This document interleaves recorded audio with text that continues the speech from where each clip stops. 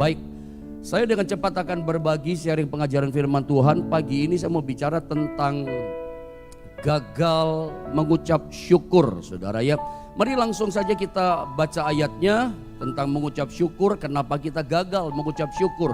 1 Tesalonika pasal yang kelima ayat yang ke-18.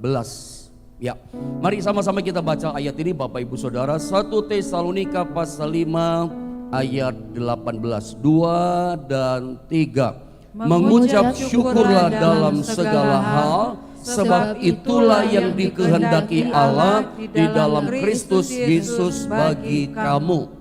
Mari dari kalimat ayat yang barusan kita baca, coba Anda garis bawahi kata dikehendaki Allah, sebab itulah yang dikehendaki Allah.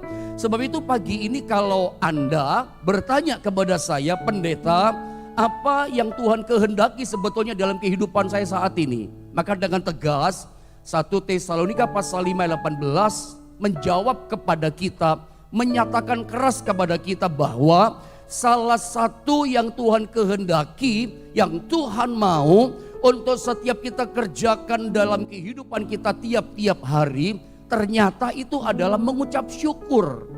Bersyukur kepada Tuhan, mengucap syukurlah kepada Tuhan. Jadi saya ulang, kalau pagi ini Anda tanya sama saya, pendeta, apa sebetulnya Tuhan kehendaki yang saya lakukan dalam kehidupan saya saat ini? Ayat ini bilang mengucap syukur. Itu yang diperintahkan Tuhan, bahwa itulah yang Tuhan mau, yang Tuhan kehendaki tiap-tiap hari kita lakukan dalam kehidupan kita, yaitu mengucap syukur. Tetapi pagi ini ujungnya begini, saya mau bilang kepada setiap saudara lewat sharing firman Allah ini, tetapi kenapa begitu ya? Kenyataannya kita orang Kristen, kita anak Tuhan, kita yang menyatakan diri saya ikut Yesus. Bahkan kita sudah melayani Tuhan, maafkan, sudah jadi hamba Tuhan. Tetapi banyak kedapatan ternyata kita ini ternyata gagal mengucap syukur kepada Tuhan. Kayaknya ini yang perlu kita belajar, terutama di tengah-tengah kita menghadapi masa pandemi, tahun-tahun yang sukar, tidak mudah untuk kita lewati. Ada banyak ditemukan ternyata kita itu gagal mengucap syukur. Baik, sebelum kita bicara lebih panjang lagi, lebih dalam tentang kegagalan-kegagalan kita dalam urusan mengucap syukur kepada Tuhan, saya mau bawa saudara dulu tentang pelajaran dasar, tentang rangkaian dua kata mengucap syukur, supaya melandas, supaya enak saya ngomongnya tentang gagal mengucap syukur. Mesti paham dulu dong, mengucap syukur itu apa? Dua rangkaian kata mengucap dan syukur itu apa buat kita, sehingga kita ngerti kenapa kita gagal mengucap syukur kepada Tuhan. Mari yang pertama, saya bawa saudara dari perjanjian baru, barusan dari kata 1 Tesalonika pasal yang ke-5 ayat 18.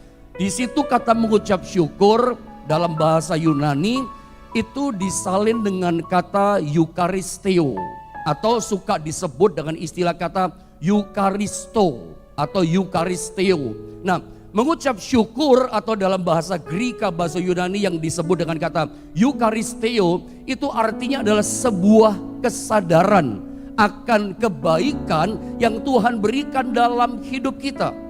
Jadi pengertian arti mengucap syukur yang pertama dari teks asli bahasa Yunani dari kata eucharisteo, kita mengucap syukur itu motornya, penggeraknya adalah dari dalam hati kita sadar gitu loh. Sadar kita mengucap syukur kepada Tuhan bahwa memang aku mesti mengucap syukur kepada Dia. Sadar, nyadar diri. Kenapa kita sadar mengucap syukur? Karena kita banyak menikmati kebaikannya. Karena kita sadar saya ini banyak ditolong Tuhan. Jalanku buntu dibuka sama Tuhan. Aku kekurangan berkat, Tuhan kirim berkat lewat orang lain. Bisnisku hancur, Tuhan kirim orang datang memulihkan hidupku. Kesadaran diri, nyadar gitu loh, bahwa kita ini orang yang banyak mengalami nikmat kebaikan Tuhan. Tuhan banyak kasih anugerahnya sama kita. Kita sadar bahwa kita mesti mengucap syukur. Jadi yang pertama, arti mengucap syukur eucharisteo itu artinya penggeraknya itu karena kita sadar, berangkat dari sebuah kesadaran Aku memang harus mengucap syukur sebab dia baik. Banyak kebaikannya, nikmat hidup diberikan dalam hidupku. Itu nomor satu. Ingat baik-baik. Nanti kita tahu kegagalan kita kenapa. Nggak sadar kali. Udah terima kebaikan, nggak bisa mengucap syukur. Itu namanya gagal. Gagal bersyukur.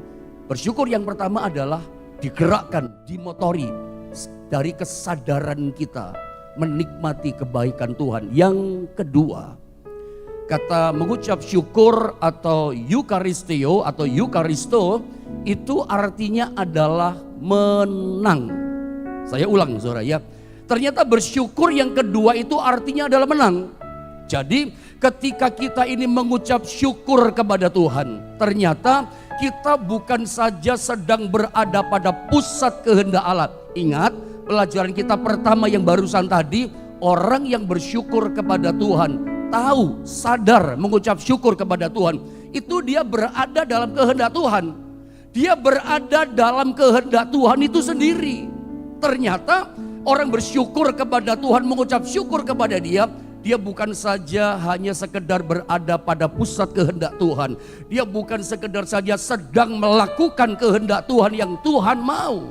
Tapi yang kedua pengertiannya begini, orang bersyukur, mengucap syukur kepada Tuhan, dia itu sedang memposisikan dirinya menang. Orang bersungut-sungut tanpa sadar, dia memposisikan dirinya kalah sebelum perang. Hadapi masalah, ngomel. Hadapi kesulitan, bersungut-sungut, nggak bisa terima. Kenapa saya hadapi ini? Gimana sih Tuhan? Itu kan ngomel. Orang ngomel berarti memang dia nggak siap. Orang ngomel bersungut-sungut, gimana sih saya hadapi masalah ini? Menunjukkan dia nggak bisa bersyukur, nggak percaya sama Tuhannya. Dia seperti ngomong gini, Tuhan, lu nggak bisa tolong aku. Sama kan saudara ya. Makanya dia ngomel, nggak bisa terima dengan beban masalah yang dia hadapi. Makanya pengertian Eucharistio yang kedua itu adalah menang. Aneh saudara ya. Jadi orang bersyukur itu sama dengan dia menang sebelum berperang. Dia sudah punya 50% modal besar. Untuk apa? Untuk dia menang. Mau menang dalam masalahmu? Mau menang dalam kesulitan hidupmu? Belajar bersyukur tiap-tiap hari. Bersyukur dalam segala hal. Bersyukur dalam segala situasi yang kita hadapi. Bisa gak bersyukur? Kalau kamu bisa bersyukur, itu 50% modal menang kamu sudah punya. Makanya ternyata mengagetkan. Ketika saya selidiki, saya baca dari kamus bahasa Yunani, kata mengucap syukur itu Eucharistio. Artinya apa? Menang. Bukan saja kita sedang melakukan kehendak Allah atau berada pada pusat kehendak Allah itu sendiri, tapi kita memposisikan, mendudukkan diri kita kepada kemenangan. Saya yakin orang bersyukur pasti menang. Ingat cerita bangsa Israel yang tukang ngomel di padang gurun, semuanya binasa. Bisa ngikutin saya? Bangsa Israel yang ngomel hadapi masalah, nggak ada air, ngomel. Udah dikasih roti masih ngomel minta daging. Semua yang tukang ngomel bersungut-sungut hadapi situasi kondisi masalah, semuanya tidak bisa mengalami janji Tuhan. Gagal masuk tanah Kanaan, negeri yang limpah dengan susu dan madu. Cuma 2 orang yang masuk. Siapa namanya? Yosua dan Kaleb. Kenapa? Bersyukur, tetap percaya. Tidak ada kata ngomel. Orang lain berkata kita gak bisa masuk. Kita bisa masuk karena Tuhan yang menyertai kita, kuasanya jauh lebih besar. Ada kata-kata iman. Tidak ada kata-kata yang namanya persungutan, ngomel. Makanya ini penting. Ini versi perjanjian baru. Maksud saya ini mengucap syukur, bersyukur yang diajarkan oleh perjanjian baru. Sekarang saya mau bawa saudara bagaimana dengan yang diajarkan dalam perjanjian lama. Apa kata perjanjian lama tentang mengucap syukur? Mari kita lihat dulu ayatnya. Dalam Yesaya pasal 12 ayat 1 saudara ya. Sama-sama kita baca kembali ayat ini. Mari yang di rumah ikuti komando saya. Harusnya Anda ikut membaca dengan saya ya. Supaya bergema kembali setiap ada diberkati oleh firman Allah. Yesaya 12 ayat 1, mari sama-sama kita membacanya. 1, 2, dan 3. Pada waktu itu engkau akan berkata, aku mau bersyukur kepadamu ya Tuhan, karena sungguh pun engkau telah murka terhadap aku tetapi murkamu telah surut, engkau menghibur aku. Saudara perhatikan baik-baik. Sang penulis dari kitab Yesaya mengajar kepada kita tentang bersyukur dalam versi Perjanjian Lama. Perjanjian Lama mengajar kita bersyukur begini. Nabi Yesaya, dia berkata kepada Tuhan begini. Pada waktu itu engkau akan berkata, dia berkata apa? Aku, garis bawah ini ya, mau bersyukur kepadamu ya Tuhan. Saya ulang, tahan ayatnya Anda lihat di situ. Apa kata Yesaya? Yesaya sang nabi berkata begini dalam Perjanjian Lama. Aku mau bersyukur kepadamu ya Tuhan. Perhatikan baik-baik kalimat sang nabi yang berkata, aku mau bersyukur. Saya ulang, aku mau bersyukur. Artinya begini, bahwa bersyukur itu adalah keputusan, bukan paksaan.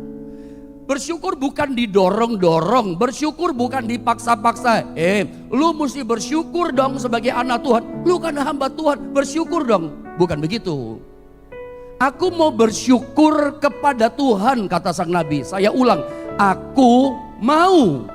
Motornya dari hati. Aku mau bersyukur. Jadi dengan kata lain, Perjanjian Lama mengajar kepada kita yang pertama begini, bersyukur itu keputusan.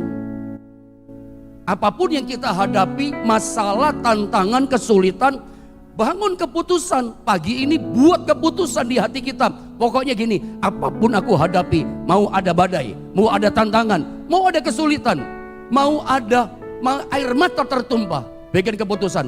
Aku putuskan hari ini, aku tetap mau bersyukur kepada Tuhan. Aku mau bersyukur kepada Tuhan. Itu namanya keputusan. Sama dengan Daud. Daud ada alasan dia kecewa sama Tuhan. Dia ada alasan balas dendam, sakit hati sama Raja Saul. Raja Saul kerjanya cuma kejar-kejar dia. Harusnya dia kecewa dong, kamu aku bunuh, aku balas. Kulihat saja aku bisa kalahkan, apalagi cuma kamu hai sang Raja Saul. Bisa kan? Tapi Daud dia gak begitu. Dia tidak menyimpan kemarahan, dia tidak menyimpan kepahitan sama Saul. Kenapa? Dia sudah ambil keputusan. Coba kita lihat satu ayat seperti lagu tadi ya. Aku hendak bersyukur pada Tuhan. Itu kan mazmurnya Daud. Itu mazmur Daud. Ketika dikejar Saul, coba kita lihat ayatnya sebentar itu ya. Di dalam Mazmur pasal yang ke-7, kita lihat pada ayat 18. Rupanya ini mazmurnya Daud, puji-pujian tadi. Boleh sama-sama kita baca saudara? Ayo baca dengan keras yang di rumah 2 dan 3. Aku hendak bersyukur kepada Tuhan karena keadilannya dan bermazmur bagi nama Tuhan yang maha tinggi. Ini kata Daud. Kapan dia berkata, aku hendak bersyukur kepada Tuhan karena keadilannya? Bisa tetap bersyukur, Tuhan adil. Padahal sesungguhnya kalau dinilai secara mata manusia, kita pakai kacamata kita manusia, kita berpikir dengan sudut pandang manusia, kita akan berkata, Daud ini sebetulnya diperlakukan dengan tidak adil oleh Saul. Bahkan jangan-jangan orang dunia berkata apa? Tuhannya gak adil. Orang baik kayak Daud, orang menyembah kayak Daud. Daud terkenal sebagai a man of worship, seorang penyembah. Tuhan berkali-kali dan tidak pernah berubah. Setiap kali bertemu dengan Daud selalu berkata, aku telah bertemu dengan seorang yang berkenan di hatiku. Tuhan cinta sama Daud. Tetapi jujur kalau kita menilai orang ini mengalami kehidupan yang tidak adil. Sikonnya, keadaannya gak adil. Tapi heran, tetap saja meskipun nyawanya terancam, hidupnya kayak anjing tiap hari dikejar-kejar sama Saul dan tentara-tentara prajuritnya yang bawa tombak, yang bawa panah, yang bawa pedang senjata tajam, kejar Daud tiap hari dari hutan ke hutan, dari gua ke gua, terus lari. Penduduk gak bisa sembunyikan dia. Daud gak bisa sembunyi di kampung karena orang kampung pun takut ketahuan. Sampai ketahuan basmi dibunuh keluarga mereka. Gak ada tempat sembunyi yang aman kecuali di gua, tempat yang sunyi sepi, yang kagak ada orang. Lihat, rasa-rasanya Daud diperlakukan gak adil sama Saul. Sudah tolong Israel, sudah tolongin Raja Saul, dibalasnya begitu, mau dibunuh. Anda nangkap cerita itu kan, tahu cerita itu kan. Tapi lihat, dia tidak kecewa, tidak kepahitan marah sama Saul. Padahal itu bisa dia pilih, tapi dia nggak mau pilih. Kenapa? Dia sudah ambil keputusan kok. Apapun situasi, kondisi, masalah, keadaan, tumpah air mata, kesukaran datang, dia sudah putuskan dalam hidupnya Daud. Aku tetap hendak bersyukur kepada Tuhan karena keadilannya. Nggak pernah mikir negatif ini orang. Karena apa? Bersyukur itu keputusan. Ya, tadi kita belajar perjanjian baru, bersyukur kepada Tuhan, mulut kita mengucap syukur, itu datang motornya, penggeraknya kesadaran. Aku banyak ngalami kebaikan Tuhan. Saya mau tanya, ada nggak di antara saudara yang nggak pernah ngalami kebaikan Tuhan? Semua ngalami kebaikan Tuhan pun harusnya kan nyadar, bersyukur sama Tuhan. Perjanjian lama mengajar, bersyukur itu keputusan. Jadi kalau orang bersyukur tidak keputusan, dia nanti bisa cari-cari masalah. Kesulitan yang dia hadapi, selalu dia punya alasan untuk ngomel, punya alasan bersungut-sungut sama Tuhan. Karena gak punya keputusan. Daud ambil keputusan, apapun keadaannya, aku tetap bersyukur. Walaupun ngadepi gak enak, keputusannya bersyukur. Bersyukur itu keputusan. Kalau enggak, Anda akan selalu punya alasan untuk ngomel. Anda selalu punya alasan untuk bersungut-sungut. Makanya sekarang putuskan untuk selalu aku mau bersyukur kepada Tuhan. Mari saya bawa saudara dalam bahasa perjanjian lama, bahasa Ibrani tentang bersyukur dari Yesaya pasal 12 ayat 1. Aku hendak bersyukur kepada Tuhan. Nah, kata bersyukur di situ dalam bahasa Ibraninya disalin dengan kata yada. Apa artinya yada?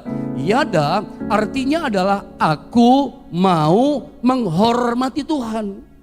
Jadi ketika seorang dia bersyukur kepada Tuhan, Tuhan engkau baik, engkau setia dalam hidupku, engkau luar biasa. Meskipun aku dalam masalah, engkau tetap menolong aku. Itu bahasa bersyukur gitu loh.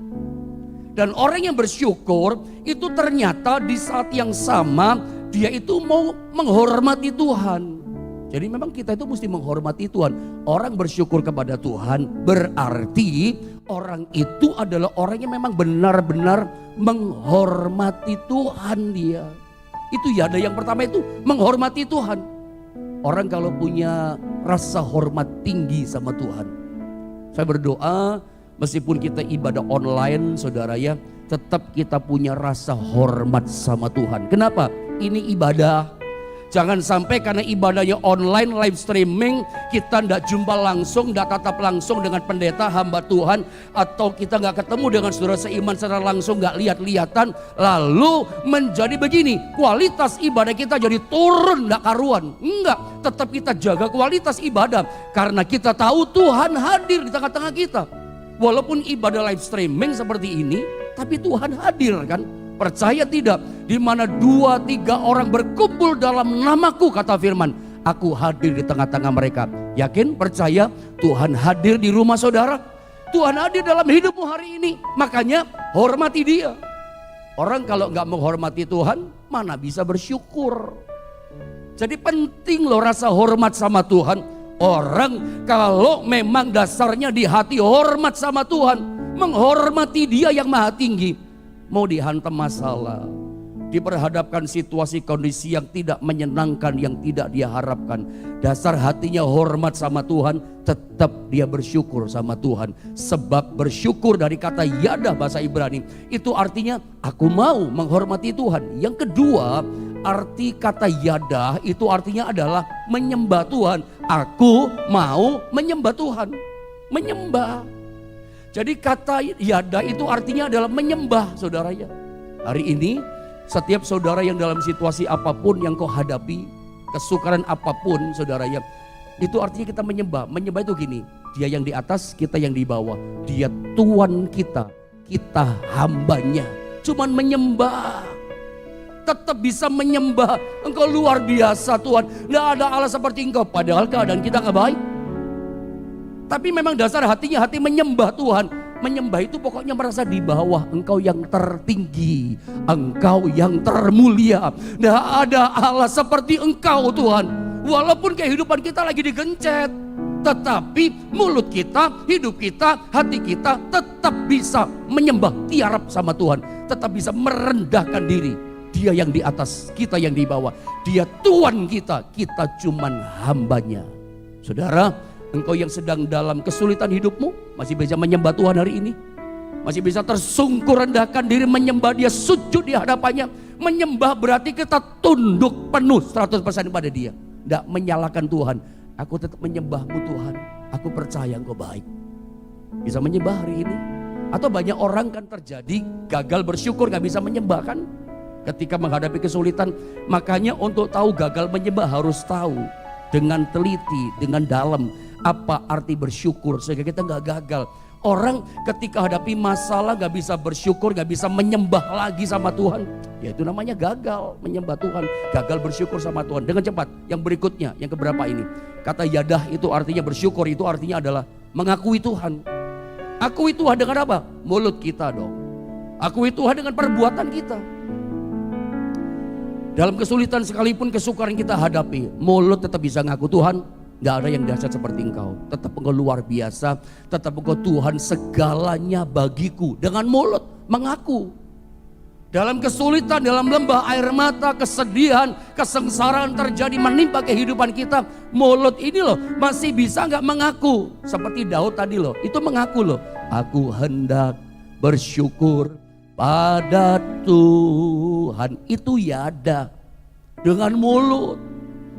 Saya berharap pagi ini dalam situasi apapun yang saudara hadapi, mulut kita tetap bisa mengaku Dia Tuhan yang luar biasa. Tidak berubah Tuhan, aku tetap mau bersyukur kepadamu. Sebab biada bersyukur artinya mengakui Dia, menghormati Dia, menyembah Dia. Dia tetap yang termulia dalam hidup kita. Nah, pertanyaan saya selanjutnya saya ajukan sama saudara. Apakah saudara percaya kita bisa sadar bersyukur? Ya, kita bisa menyembah sama Tuhan. Bahkan kita dalam kesulitan kita tetap mengakui Engkau yang terbaik dalam hidupku. Sekarang saya mau tanya, sebelum saya lanjut lebih lagi, saya ajukan satu pertanyaan sama saudara. Apakah saudara percaya bahwa Dia Tuhan kita itu adalah Bapa yang baik? Tolong dijawab. Saudara percaya Dia Bapa yang baik? Bapa yang baik menyediakan yang terbaik buat kita. Percaya nggak bahwa Yesus Tuhan itu Bapa yang baik? Karena Dia Bapa yang baik, Dia menyediakan yang terbaik buat kita. Percaya Dia baik, menyediakan terbaik? Amin. Sekarang pertanyaan saya ganti, saya robah. Kalau saudara percaya bahwa Dia Bapa yang baik dan rancangannya semua yang Dia sediakan yang terbaik juga buat kita. Sekarang saya ganti, robah pertanyaannya. Saudara pernah enggak, saudara percaya Dia itu baik, menyediakan yang baik, pernah enggak mengalami keadaan yang enggak baik dalam hidup saudara? Kan saudara percaya Dia Bapa yang baik, saudara kan percaya Dia juga menyediakan semua yang terbaik dalam hidup kita. Rancangannya, rencananya, tujuannya kita tahu kebaikan. Saudara percaya rancangan Tuhan tujuannya adalah kebaikan buat kita? Nah, sekarang saya robah di pertanyaannya. Pernah nggak saudara yang percaya kepada Allah yang baik menyediakan rancangan terbaik buat kita, bahkan berkat yang terbaik dikasih sama kita? Pernah tidak kamu dalam hidupmu mengalami situasi, keadaan, kondisi yang tidak baik? Pernah? Saya yakin ada jawabnya begini. Pernah Pak Pendeta. Kayaknya bukan pernah lagi, keseringan Pak Pendeta. Betul? Banyak di antara kita mengatakan apa kalau saya tanya sama jemaat, oh bukan cuma pernah Pak ngalami gak baik, sering kali ngalami gak baik. Ini kan masalahnya, Bapak yang baik menyediakan yang baik sama kita, kasih yang terbaik sama kita, itu kita percaya. Tetapi mengapa Anda berkata, orang Kristen berkata, kita sering mengalami yang gak baik. Saya sering mengalami yang gak baik Pak Pendeta. Kayaknya gak nyambung ya pertanyaannya. Bapak yang baik menyediakan yang baik, lah kok kitanya mengalami yang tidak baik, sering mengalami yang tidak baik. Masalahnya di mana? Ini masalahnya kayak begini saudara ya. Anda datang ke rumah makan, lalu saudara pesan sama pelayan di restoran itu, saya minum pesan teh panas manis. Anda tunggu datang kemudian pelayannya kasih minum sama saudara. Yang datang bukan pesanan yang ada pesan, yang Anda minta. teh panas manis, yang datang malah es teh manis. Gak sesuai pesanan. Masalahnya di mana? Masalahnya pelayan restorannya salah nangkep yang Anda minta. Salah tangkep dia. Salah sangka dengan yang Anda minta. Sama yang saya pernah kayaknya bilang sama saudara, kayak petani yang saya pernah gambarkan sama saudara dulu, masih ingat? Saya pernah ajarkan itu juga. Seperti seorang petani, dia tuh salah sangka. Dia pikir dia nanam apa itu? Buah semangka. Salah sangka. Padahal sesungguhnya dia tanam bukan benih semangka, benih apa itu? Melon. Tapi dia salah sangka. Dia kira, wah ini benih semangka, padahal melon. 3 bulan kemudian dia mau panen. Harap-harap, wah panen semangka. Dia kaget nyampe di ladangnya, sawahnya. Ternyata bukan buah semangka, buah melon. Masalahnya di mana kok bisa kayak begini, salah paham begini? Karena dia salah sangka. Saudara, seringkali kita salah sangka, kamu salah sangka, berkata Tuhan gak baik, saya mengalami keadaan yang gak baik. Saya kasih tahu sama saudara, Roma 8:28 apa kurang menjelaskan pada kita bahwa Allah turut bekerja dalam segala sesuatu, apa kata Alkitab, untuk mendatangkan kebaikan. Yeremia pasal 29 ayat 11, bahwa rancangan Allah buat kita, rencananya bukan kecelakaan, rencananya adalah damai sejahtera, dan memberikan kepada kita hari depan yang penuh harapan. Bukan cuma harapan, penuh harapan. Hari depan, terjemahan yang lain katakan hari depan yang sangat baik. Lihat, Alkitab katakan 2 ayat saya sodorkan sama saudara, semuanya baik. Alkitab katakan, itu kan kacamata saudara berkata gak baik. Itu kan dalam penilaianmu secara manusia, pikiran berkata, aku mengalami keadaan gak baik. Anda kayaknya salah sangka di situ. Padahal Alkitab katakan, saya tegaskan, Tuhan gak pernah gak baik. Saya tegaskan begini, apapun yang saudara alami hari ini, itu semuanya baik. Situasi yang saudara katakan gak baik, kondisi pagi ini yang engkau sedang jalani tidak baik, itu katamu. Tapi Alkitab, saya hamba Tuhan berbicara kepadamu pagi ini berdasarkan apa kata firman. Yang firman tulis, yang firman Tuhan katakan, itu saya lepaskan sama saudara hari ini. Jadi apapun yang kamu alami hari ini, yang saudara katakan gak baik pak kondisinya, kerjaan saya gak baik pak, kesehatan saya gak baik pak, situasi saya gak baik pak, Alkitab katakan itu baik. Yang Tuhan izinkan datang, Tuhan izinkan terjadi yang direncanakan sama kita, tidak ada yang tidak baik. Semua yang terjadi dalam kehidupan kita yang ikut Tuhan, semuanya baik. Atau jangan-jangan saudara berkata gak baik pak keadaan saya, keluarga saya gak baik pak. Jangan-jangan begini, engkau berkata gak baik itu karena engkau merasa gak nyaman. Yang saudara katakan gak baik loh kerjaan saya ini pak, itu karena saudara merasa dagingmu yang gak nyaman. Saya ingin, karena waktu terbatas ya, atau saya lanjutkan besok ya. Begini saudara ya, kadang-kadang kita itu jadi Kristen bertahun-tahun, bahkan mungkin sudah puluhan tahun ikut Tuhan. Maafkan, saya katakan ini, kita masih suka ditipu sama daging kita. Sekarang jangan mau ditipu sama dagingmu lagi. Sebetulnya bukan gak baik, daging kita yang gak nyaman, gak seneng gitu ya. Makanya kita ngomong, ini gak baik pak keadaannya. Sebetulnya Tuhan katakan kacamata firman. Dari firman Allah berkata itu baik. Daniel itu pernah ngalami secara manusia gak baik. Masuk gua singa itu gak menyenangkan. Bagi daging gak suka. Sadra Mesak Abednego dipaksa-paksa ditekan mesti nyembah patung. Dan dipaksa kalau gak tetap nyembah Tuhannya masuk dapur api. Itu sakit buat daging, gak nyaman. Tetapi apakah itu Anda bisa berkata itu gak baik? Apakah Anda berani berkata itu gak baik? Ujungnya baik loh saudaranya. Gara-gara itu Sadra Mesak Abednego diangkat sederajat dengan para raja, para bangsawan di Babel. Gara-gara keluar dari gua singa yang kita katakan tidak baik, padahal itu gak nyaman sebetulnya. Daniel jadi penasehat raja, pejabat tertinggi di kerajaan Babel, orang yang terkenal paling berhikmat. Ini Daniel. Apa ada berani berkata itu gak baik? Itu kan kacamata kita menilai sementara. Yang kita bilang gak baik, ternyata sebetulnya gak nyaman buat daging kita. Semua pokoknya urusan yang tidak nyaman buat daging, selalu kita katakan apa? Itu tidak baik. Lihat poin ini, saya tulis sama saudara. Tuhan menyediakan semua yang terbaik buat kita, tetapi Tuhan tidak menyediakan yang nyaman buat kita. Jadi jangan salah, saudara ya. Kalau Anda jadi Kristen yang Anda kejar kenyamanan, Anda akan gagal bersyukur. Kan sering saya ngomong berkali-kali jangan bosan, tapi memang saya mesti ingatkan, kan dari awal Tuhan Yesus tidak pernah menjanjikan kenyamanan. Concern Tuhan bukan membuat kita nyaman. Fokusnya Tuhan, tujuan Tuhan, concernnya adalah membuat hidup kita jadi baik, bukan nyaman. Yang Tuhan sediakan bukan kenyamanan, kebaikan. Termasuk karakter kita jadi baik, ujungnya baik. Jadi ternyata yang kita katakan gak baik itu sebetulnya tidak nyaman buat daging kita. Tapi hari ini ada mesti temukan apa kata firman. Bahwa memang dari awal saudara ya, Tuhan itu tidak menyediakan kenyamanan, kebaikan yang dia rancangkan sama kita. Jadi hari ini apapun yang terjadi dalam hidup saudara, percaya Allah turut bekerja dalam segala sesuatu untuk mendatangkan kebaikan. Saya sarankan begini, kalau ada kejar kenyamanan jadi Kristen, Anda pasti gagal ikut Tuhan. Atau kita bicara, Anda pasti gagal bersyukur. Besok kita akan belajar pada poin ini. Mengapa kita gagal mengucap syukur? Karena ternyata waktunya gak cukup. Salah satunya ini, yang kita kejar kenyamanan. Anda akan gagal bersyukur. Anda gak akan pernah bisa berkata, Tuhan Engkau baik.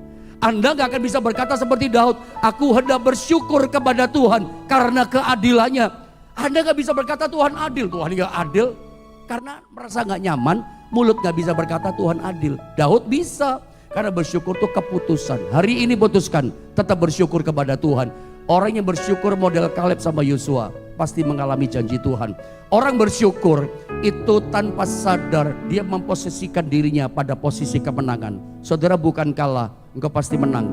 Engkau bukan terpuruk, pasti dibangkitkan oleh Tuhan. Kenapa? Orang bersyukur itu punya modal besar untuk dia berkemenangan. Tetap bersyukur pada Tuhan dalam segala hal. Karena itu yang dikehendaki Tuhan dalam hidup setiap kita.